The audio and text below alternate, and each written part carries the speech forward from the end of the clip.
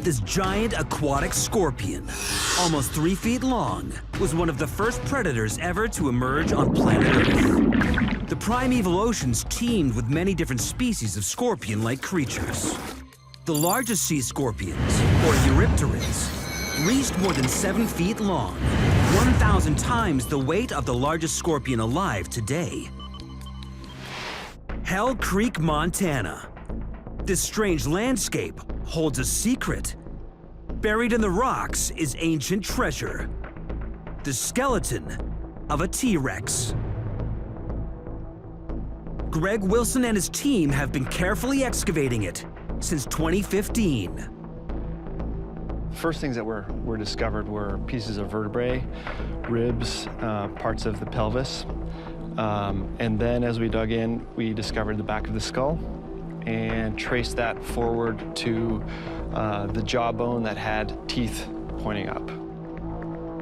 Wilson believes this T-Rex is one of the most complete ever discovered. And clues on the bones raise the possibility that it fell prey to another T-Rex. On its lower jaw, it does have indications of wounds and injuries through battles with perhaps other T-Rexes. After 2 years of painstaking work, the dig is almost complete. But it's only when you piece all the bones together that the true terror of T-Rex becomes clear. Paleontologist Eric Snively is one of the many scientists in awe of these giant killers. Henry Fairfield Osborn, who named T-Rex, wanted to give it a very evocative name, and so he named it Tyrant Lizard King, and it sort of says it all. Here we have a carnivorous animal, the mass of an elephant and the height of a giraffe, just massive and powerful beyond our imagining. Weighing in at 9 tons, T-Rex was a muscle machine. The lower jaw alone could lift the weight of nearly 10 pickup trucks. And even its tiny-looking arms could bicep curl 400 pounds. This huge brawn enabled T-Rex to take down truly massive prey in the form of a 5-ton Triceratops. Triceratops was strong and heavily armored. Penetrating the 7-foot shield around its head represented a formidable challenge, except for the teeth of T-Rex. The teeth of Tyrannosaurus rex are very, very thick. It's not like a scalpel, like a human surgeon or someone like that with a scalpel gingerly cutting through flesh. They were like railroad spikes. They were good for taking a lot of bite force. And in fact, some recent research shows that a Tyrannosaurus rex was biting with about 400,000 pounds per square inch. That's the weight of 400 grand pianos pressing down on the teeth. In fact, it could bite so hard, it would crush its own skull if it weren't for one simple adaptation. Tyrannosaurs have a unique nose. The bone on the bridge of their snout, called the nasal bone, was fused. So as they bit down, the nasal bone enabled all of the force of the bite to be transmitted to the prey and held everything together to handle the blast of this bite force. The jaws of T-Rex deliver the strongest bite of any animal to walk the earth. If you're going to bite something, you've got to be able to catch it first. So how does a 45-foot predator, the size of a large shipping container, keep up with its prey? The secret must lie in their 4 boat-sized flippers. The closest match to a Pliosaurus flipper today belongs to a creature far less frightening. Penguins may look funny when they waddle on land, but underwater, they're like rockets, whizzing around at speeds of up to 20 miles per hour. Biomechanics expert Flavio Noca is trying to understand how they reach these extraordinary speeds. Using a high-speed camera, he films penguins moving around underwater. This camera is actually able to go up to 12,000 images per second. Flavio's footage reveals that penguins aren't swimming with their flippers. They are flapping them like a bird. And by twisting their wings as they flap, penguins can propel themselves forward on the upstroke, as well as the downstroke.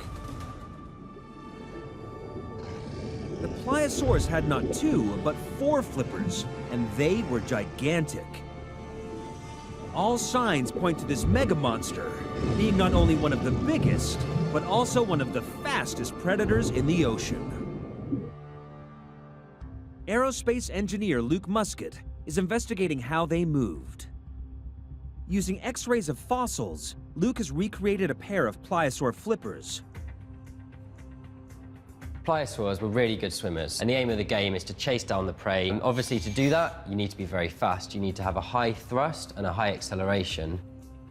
By suspending the wings in a tank, he's trying to determine how the front and back wings work together to propel the Pliosaurus. Blue and red dyes reveal how each wing moves the water.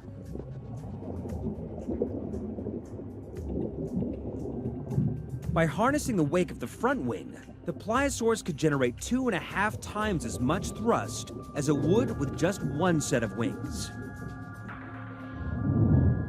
And that is how this mega beast gained sudden and tremendous acceleration. Its prey wouldn't have stood a chance.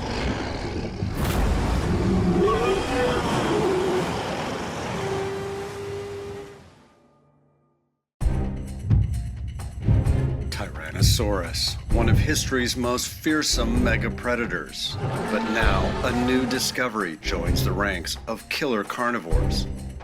And this one was a genuine giant. 48 feet long, weighing over a ton, the largest prehistoric snake ever found, Titanoboa. T-Rex and Titanoboa lived in different times and on separate continents. But what if these two monsters met in a battle to the death? T-Rex brings to the fight a bone-crushing jaw, a bite force nearly twice a great white shark's, powerful legs, and a thrashing tail. Titanoboa's attack didn't depend on poisonous venom. It killed by constriction. And this mega serpent squeezed with a crushing 400 pounds per square inch of pressure, equivalent to being squished with the weight of 3 Eiffel Towers. How would this death match conclude? Difficult to say. If T-Rex got in a swift bite, it could mortally wound the snake.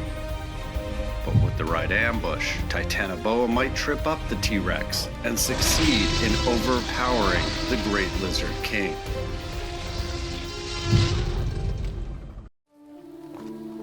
Bird fossils are extremely rare because bird bones are so delicate.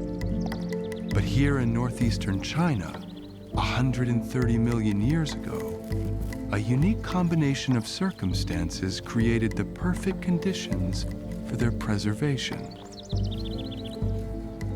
If you were able to come back here 131 to 120 million years ago and looked out, you would have seen lakes as far as the eye could see, with active volcanoes going off around them, and a forested environment growing by the shores of these lakes.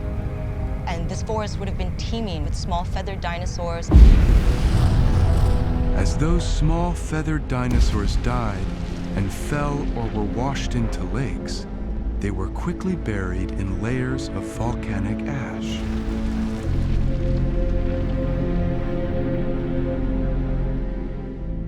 The result? An extraordinary record of Cretaceous bird dinosaurs, perfectly preserved in stone. There was Caudipteryx, a small feathered dinosaur that had wings but couldn't fly. Living alongside it were creatures that flew but still had many dinosaur characteristics: teeth, long tails, and claws on their wings. And there were creatures like Confuciusornis, almost identical to modern birds. The feathered dinosaurs of Liaoning are a reminder that evolution does not move in a straight line. There's a common perception that evolution proceeds in a very linear fashion. So you have a little dinosaur that somehow decides, quote unquote, to become a bird. But actually, the many bird features were gradually acquired. There were a lot of dead ends in this evolutionary process. The Liaoning fossils show that wings and feathers evolved separately, and for reasons that have nothing to do with flight.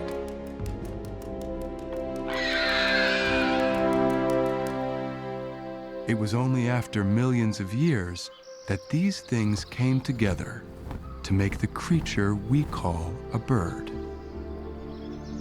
In fact, what we've learned from this huge diversity of fossils is that these features that we associate with modern birds actually evolved multiple times.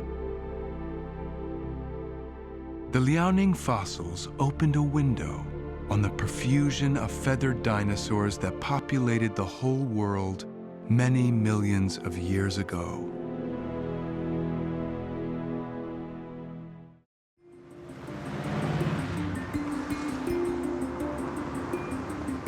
Two of the world's top mammoth experts arrive at the autopsy.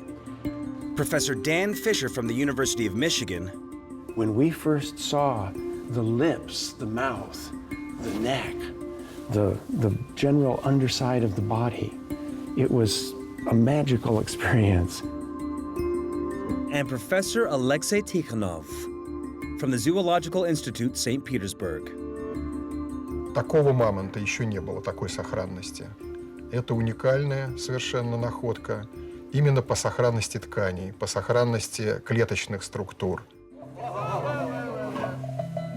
With the mammoth on the slab under hot lights, the team has to work quickly. They only have 3 days to examine the body before it will have to be refrozen to prevent it from rotting. At the moment, everyone is in here trying to take their samples from the carcass whilst it's still frozen. Once the flesh is defrosted, the tissue may have degraded somewhat, so this is probably the best moment to sample things. Today we go barbecue. Yeah. From mammoth to meat. Pieces of the mammoth's flesh were carbon dated the previous summer. The analysis revealed that she walked the Earth 40,000 years ago. Mammoths were perfectly adapted to extreme cold, thanks to millions of years of evolution. Their small ears, thick fur, 4 inches of body fat with an extra layer on the head, and even cold-adapted blood all helped them thrive. They were still around when the Great Pyramids of Egypt were built 4,500 years ago. I think we all sense that we share a history with them. You can think back to the cave drawings in Europe, where clearly depiction of mammoths and their behavior was something that was deep, profoundly important.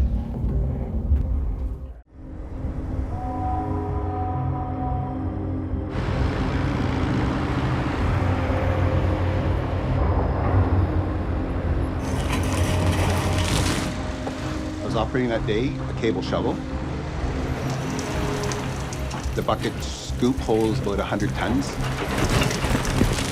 Slabs were coming down the face of the bank that I was digging in, and those slabs were like something I hadn't seen before. We knew we had found a fossil of some sort, but right away I knew it was something different.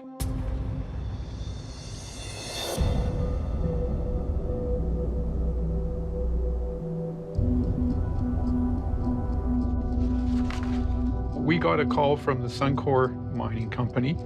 They knew they had something interesting, but they had no idea what it was. We had to get up there as soon as possible to see what it is, how big is it, and what is it going to take to get it out of the ground. The team takes a closer look at the exposed section of the fossil. Right away, we knew it was going to be something good, but we had no idea how good it was going to be. They clear away the rock around the fossil. To protect it, they encase what's left of the body and surrounding sediment in plaster. So we had it isolated as a single chunk, and then that's what we thought we could lift out. Just take them up very slow, Sam. Very slow. Here we come.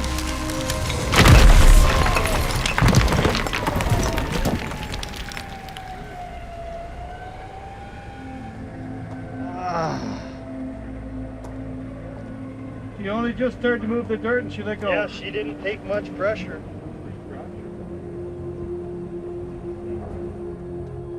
At the time, it was gut-wrenching.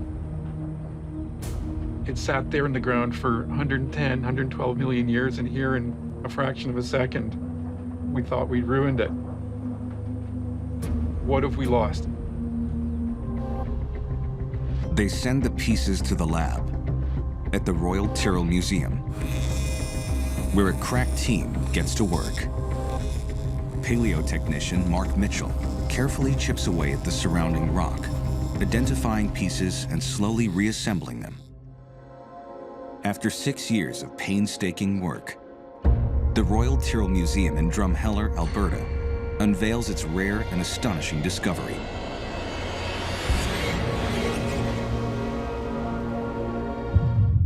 It appears to be an 18-foot-long nodosaur, a type of armored dinosaur. But no one has seen a nodosaur species like this. It was a stout, heavily armored animal with massive shoulder spikes, a long tail. It's a major discovery, a brand new species with an adult weight up to 3,000 pounds. They name it Borealopelta. It literally means Shield of the North. After 6 years of work, the scientists have identified the victim. But many mysteries remain. With this exceptional fossil and the evidence that's preserved with it, that could allow us to answer all sorts of questions about what its last few days were like and possibly how it came to die. The cause of Borealopelta's death is the ultimate cold case, a mystery 110 million years old. Cage diving, getting up close and personal with the most notorious modern-day predator, can be an unnerving experience. 1 ton of great white shark makes quite an impression.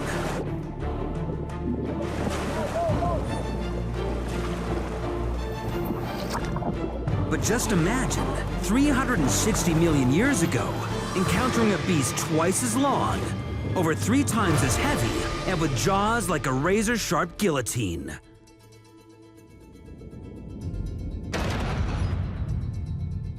Meet Dunkleosteus, maybe the fiercest fish that ever lived.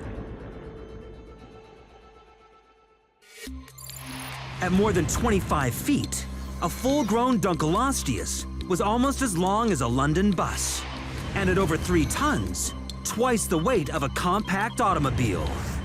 And it was very likely a cannibal too, preying on smaller specimens, weighing maybe 400 pounds. With his ferocious appetite, Dunkleosteus remained top of the food chain for some 20 million years.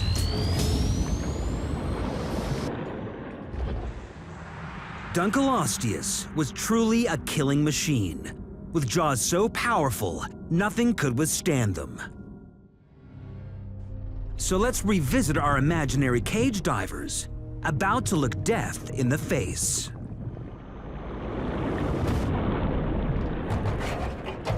Although Dunkleosteus looks very big and the bones are very heavy, it was a very fast biter. The time it took for the jaws to open and then to close again around a prey item was 50 to 60 milliseconds. Those massive jaws opened and shut in less than half the time it takes to blink your eye. Here it is, slowed down 30 times. And here it is, in real time. An incredible feat. But why so fast? A researcher who studied how these lionfish feed thinks he may have the answer. What's happening is They're opening their mouths as wide as they can, as quickly as they can. This creates suction pressure that actually causes water from outside to flow into the mouth. And anything in that water, in this case, these small pieces of fish being thrown in, are brought in with it. So in a lot of ways, Dunkleosteus had almost a prototype version of suction feeding.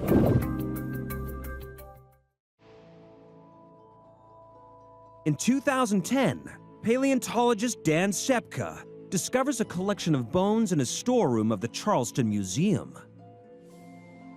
When we pulled open the drawer and I saw this for the first time, it was just absolutely spectacular. Laying the bones out, Dan could see this was no ordinary find. It has this skull with these bony, toothed jaws that almost looks like a crocodile. But it wasn't any kind of reptile. What Dan had discovered was the largest flying bird of all time. A new species they called Pelagornis sandersi. This massive element here is the humerus. This is the first bone of the wing skeleton, so it's equivalent to the upper arm bone in a human skeleton. This bone in particular is longer than my entire arm, and so we have a remarkably long wing.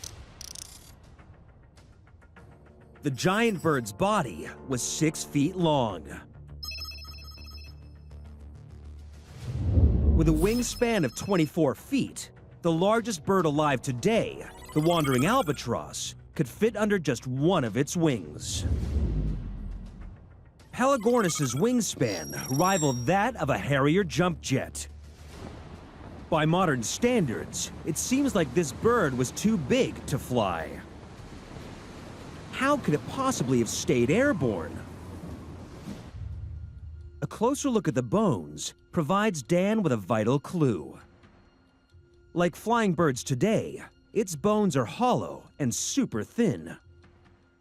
The bone wall is about 1 millimeter thick, and so this animal would have been very lightweight for its size. There's less weight to support in flight.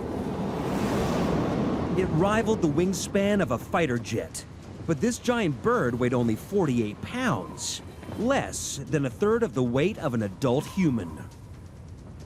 This bone, the scapula, is the equivalent to our own shoulder blade. And you can see it's just so small. It's actually almost comically small, and this certainly reveals that this bird was not a high-powered flapper. Staying aloft for long periods was essential for Pelagornis. So how did Pelagornis manage such an extraordinary feat? Dan thinks the clue may lie with the modern master of ocean flight, the wandering albatross. Albatrosses make use of the way air flowing over the oceans can change speed. They perform a daredevil maneuver called dynamic soaring. Dan believes if Pelagornis was to survive out at sea, it must have done the same thing. So if we look at the waves, the wind above the waves is going more slowly than the wind higher up at a higher altitude above the waves, especially out on the open seas. And dynamic soaring birds can use this to their advantage.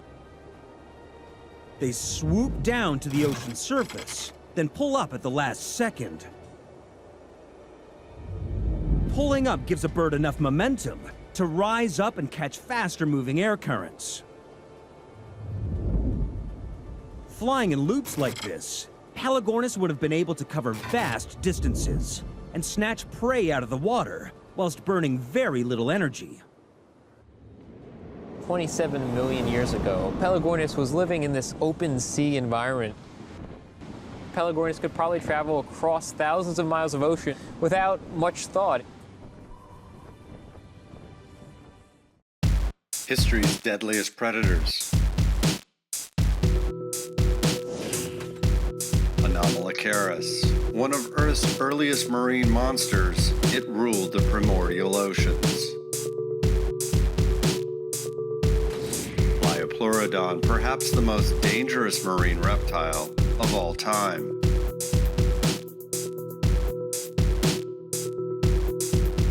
Tyrannosaurus, most terrifying of all the dinosaurs. With its 4-foot jaw studded with 6-inch teeth, T-Rex was a bone-crushing carnivore.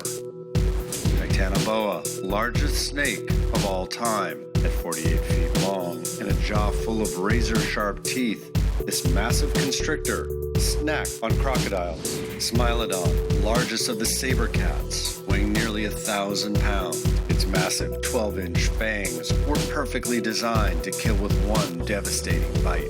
Homo sapien, the deadliest predator of all time, powered by a brain that can invent weapons and design killer tactics against any enemy.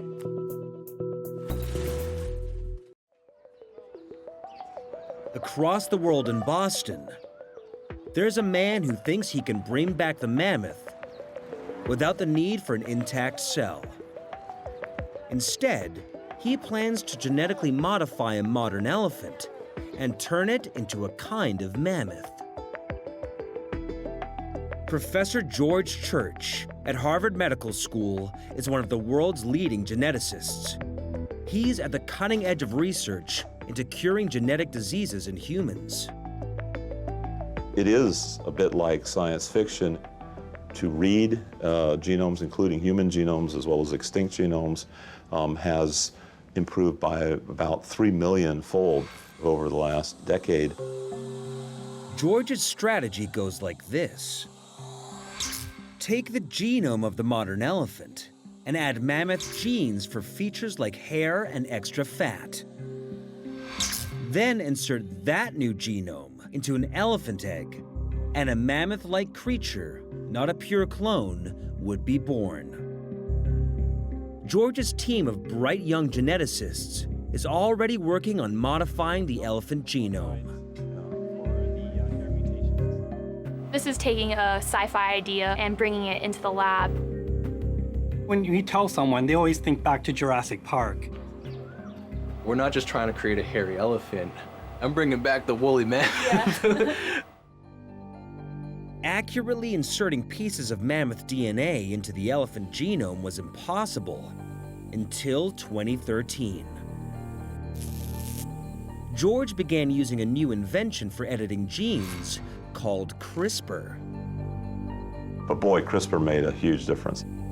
CRISPR makes the fast and accurate modification of genomes possible. It works by searching through the genomes and finding that one needle in a haystack place to make a cut and change the DNA precisely. With the arrival of CRISPR, mammoth DNA can be inserted into the exact place on an elephant genome to make the elephant hairier, fatter, and more mammoth-like. We're just giving it the target, it goes in, cuts the genome, and then we go in with a Band-Aid.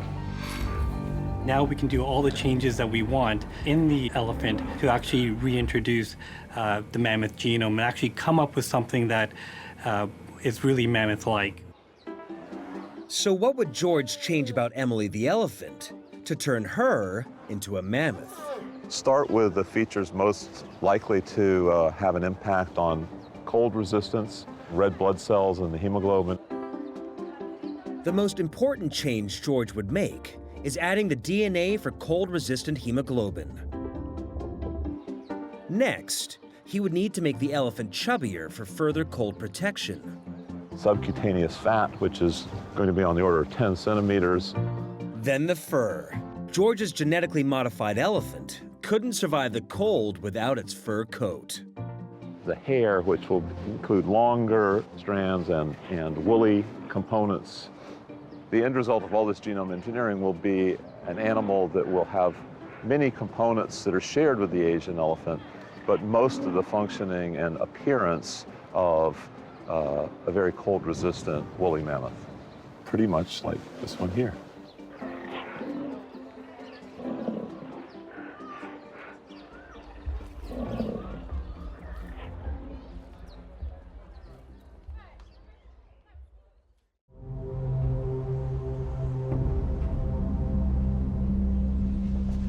Mike Habib. Seamus, let's see this armor. Is meeting with physicist Seamus Blackley to test a replica that estimates Borreliopelta's armor. So this is the rear haunch of the nodosaur that we talked about. We laid down some ribs, some silicon connective tissue. Then on top of it, we developed a polymer that we cast into these scales to have the right level of hardness and the right mechanical properties to match what we think was actually on the animal. Oh, that's perfect. And the bone that you included? It's cast so that it has the same fracture characteristics as bone. But you didn't just build the perfect armor, though. I know you've also built the perfect predator. When you see the predator, you might be a little bit worried for Nodosaur. All right, Mike, let me introduce you to our Acrocanthosaurus. This is Kathy. Oh, what a beast. Hello, Kathy. Mike, this is as near as we can produce to a mechanically accurate, force-accurate Acrocanthosaurus head. She has 48 teeth made out of a special porcelain that we slip cast and then fired so that it would have the same strength and fragility, we think, as the teeth of this animal. And gosh, it's terrifying. It really is. I'm really curious to see how Borealepelta's armor is going to hold up under a bite from Acrocanthosaurus. Go look at the angle, Mike. Do you like that relative to the mouth? Yeah. They set up to simulate a bite on Borealepelta's haunch. Bite force on Acrocanthosaurus was thousands of pounds per square inch, but when you look at what it's up against, this is a very tough armor. This is going to be highly destructive, I think, one way or the other. All right. Okay, can you hold it there? Yep. Watson? We're ready. All right, we're go. Firing on. Homing. 3, 2, 1, fire.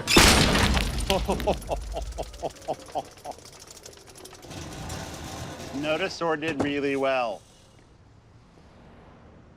Well, it lost osteoderms, broke those off. That's a sustainable loss. The keratin, it can regrow. Are we bleeding at this point? I mean, it'd be some bleeding. Let's give it another bite. See what happens if she took a second bite. All right. Watson. 3, 2, 1, fire. Oh. Okay. That's now just a fountain of blood. You can see the ribs. They're the ribs. Yep. This is the connective material on the ribs. That's a rib right there, right? And it's, oh my God, Michael, the rib is shattered. Shattered. Oh, it sure is. Look at that. So this is a slow motion video of the second bite. Oh, that's just brutal. My God. Oh, that's just awful. I'm a physicist, not a physician, but that looked like a tremendous amount of organ damage right there. Yeah. I'm very impressed with both our critters, to be honest. Borealepelta held up a little better than I might have expected, but it really also, I think, tells us that if Borealepelta was attacked by an Acrocanthosaur, you would see evidence of that. That's really fun to watch, I'd say. Based on our bite tests, it's highly unlikely that a Borealepelta would sustain a major bite from a big predator and not show any signs. Say hello to the largest predator on Earth, the sperm whale. We think of them as gentle giants, but these submarine-sized mammals are actually deadly hunters. Many bear the scars of violent clashes with dangerous prey, 10 times the size of a human. Since they stalk their prey a mile beneath the surface, witnessing an actual kill is impossible. So in New Bedford, Massachusetts, Bob Roca has been piecing together clues to how sperm whales hunt from their bones. We have this fantastic animal here. I would say this is a very effective predator, especially to be able to get to be, like he is, 48 feet, about 14.5 meters long. You don't get that big unless you're a good hunter. Approaching 60 tons, an adult sperm whale weighs more than a Boeing 737. Its head is the size of a minibus and has a jaw packed with 10-inch teeth, some as wide as a man's arm. Ideal for keeping hold of its enormous prey, colossal squid, weighing up to 1,600 pounds. The length of a school bus with 2-inch suckers at a razor-sharp beak. Colossal squid are one of the most formidable predators in the ocean today. And as there is no natural light a mile beneath the surface, Sperm whales are hunting them blind. So how do they find a colossal squid in the dark? Bob Roca believes the secret lies inside their enormous head. The obvious thing, of course, is this giant rectangular block of a head, which the whale would use for making sound. So just like bats, sperm whales track down prey using pulses of sound. First, they force air from their right nostril through two muscular clappers at the end of their head. As the two muscles slap closed, they make a loud click. These clicks travel out of the head, through the water, and bounce off prey like an echo. When the echo returns to the whale, it carries information about where a squid is located. Their ability to use their echolocation to find their food and get right up to it and swallow it whole is just so precise. It's roughly 234 decibels peak to peak. If you were right next to it, it would probably deafen you. In fact, it's the loudest sound in the animal kingdom. These booming sound pulses act like a flashlight in the dark of the deep sea, enabling sperm whales to detect colossal squid up to 1,500 feet away. The squid's basic hearing system is unable to detect the whale's high-frequency clicks, leaving it totally unaware of the approaching danger. This allows the sperm whale to launch the perfect attack.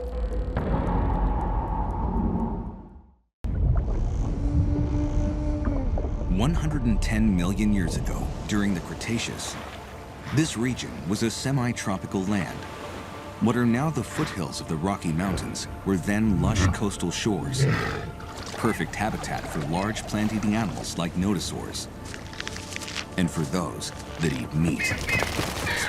Carnivorous dinosaurs looking for prey. Was there a predator? A perpetrator big enough and fierce enough to take down an armored tank like Borealopelta?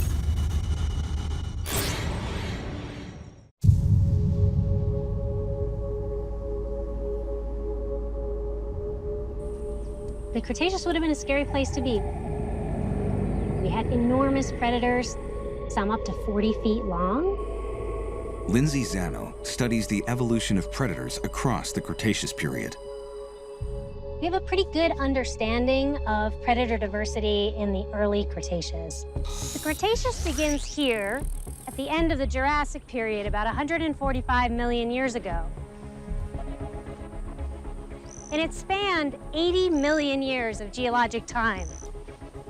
Over this period, any number of predators may have held the apex position, the king of beasts. But which ones might be prime suspects in the death of Borealopelta? At the end of the Cretaceous, only one megapredatory dinosaur ruled North America.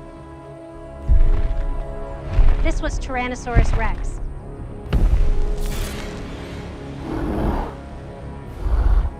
But in the mid-Cretaceous, when Borealopelta was alive, around 110 million years ago, here, the top predator of the day would have been an animal known as Acrocanthosaurus. Acrocanthosaurus was a formidable predator. It was, up until this point, the largest predator that had lived in North America. It had powerful arms with three-fingered claws and blade-like enormous teeth. There were also enormous raptor-like dinosaurs that lived during this time period, animals similar to Utahraptor. So these are 1,000-pound raptors with enormous sickle claws on their feet, highly intelligent animals, probably with complex social behavior as well.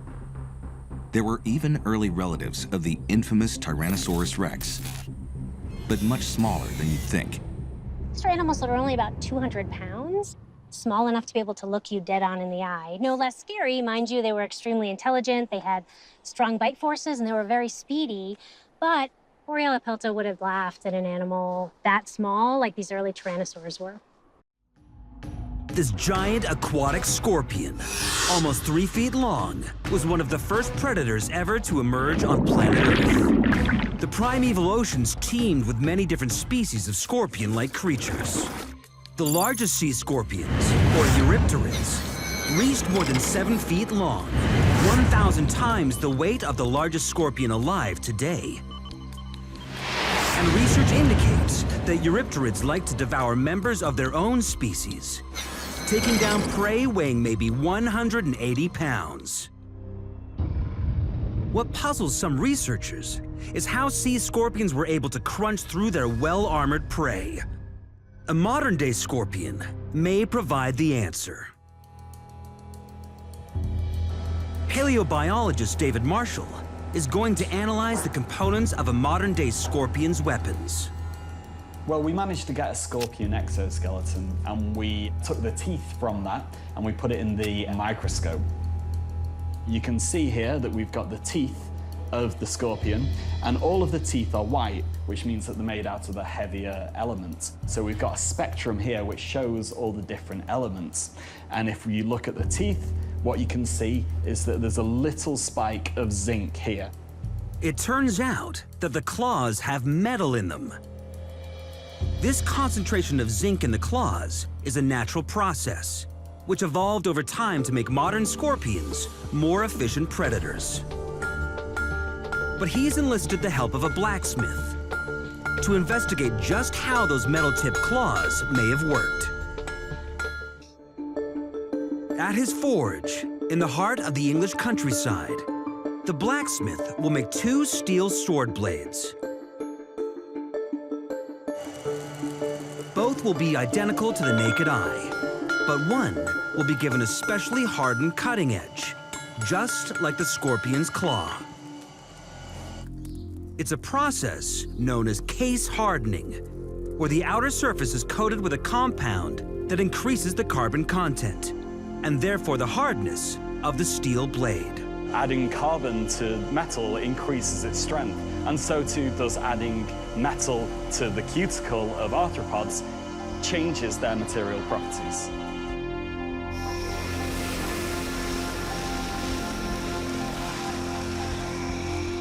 We're putting a hard skin onto what would be a soft piece of metal. But on the case-hardened area, it just glides straight off. It's absolutely solid. First, we've got our mild steel blade. We'll see how it performs against a piece of oak and see if the blade sustains any damage. Straight away, you can see we've lost the edge. We've significantly dulled the edge. Prolonged use of the blade against this piece of wood would severely damage the edge. Now we'll see how the case-hardened blade compares.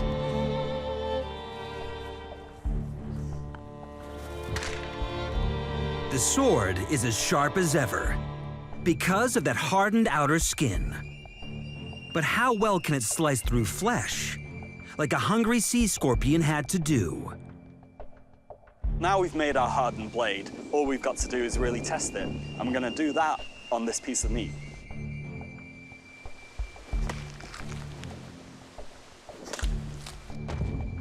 Once the sea scorpion had penetrated the outer shell of its prey, it would have made short work of the flesh inside. And so these aquatic monsters, possibly armed with metal-reinforced claws, like today's modern scorpions, were the world's first large predators.